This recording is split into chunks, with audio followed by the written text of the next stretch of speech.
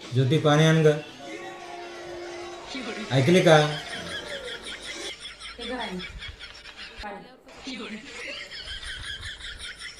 अहो ऐका ना, अहो माझं लय डोकं दुखायला लागले. अहो पित्त लय झाले काय की. अहो लय डोकं दुखते. अहो ऐका ना, मी काय म्हणते, आपण आज हॉटेलमध्ये जायचं का जेवायला?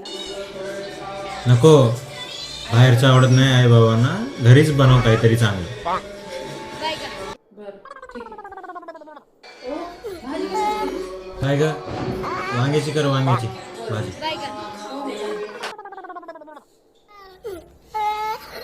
ठेचा पण करू का मग? मिरचीचा ठेचा भाकरीसोबत चांगलं लागतं ना बाबांना. ठेचा कर, ठेचा. बाबांना खूप आवडतं ठेचा. हा. मस्त झणझणीत ठेचाच कर आता. ज्योती, आज आपण फिरायला जाऊ. बरं बरं, हो हो जाऊया. चालेल चालेल. आणि तिकडंच जेवण करू पण.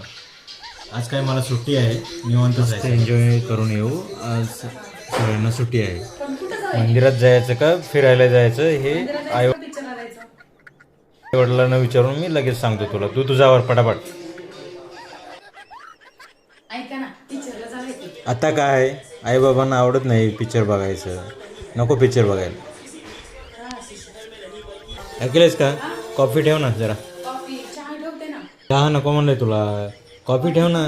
कॉफीच कर गप. हो ऐका ना, साडी घालू का ड्रेस घालू? ड्रेस नको, साडी घाल. माझ्या आई वडिलांना आवडत नाही. बरं बरं. होय हो. काय झालं? सगळ्या गोष्टी तुम्ही सगळ्यांसाठीच करता आहो. हां म्हणजे ही कर, ते त्यांना चांगलं वाटत, फलाने कर, त्यांना चांगलं वाटत. हा? फिरायला जाऊ म्हणलं की मंदिरात जाऊ, आईला चांगलं वाटत. चांगलं मस्त जेवण झणझणीत बनव, बाबांना आवडेल. हा? काही आपलं कॉपी करायची म्हणली तर दादाच्या आवडीचं कर. हां, कुटुंब म्हणलं की हा सगळा विचार करावाच लागतो. कधी बायकोच्या आवडीचं पण कर, आई वडिलांना चांगलं वाटेल. हा स्वयंपाक कर, माझ्या भावाला चांगलं वाटेल. हे साडी नेस, माझ्या घरच्यांना चांगलं वाटेल. कधी बायकोलाही चांगलं वाटेल. अशा काही गोष्टी करा ना.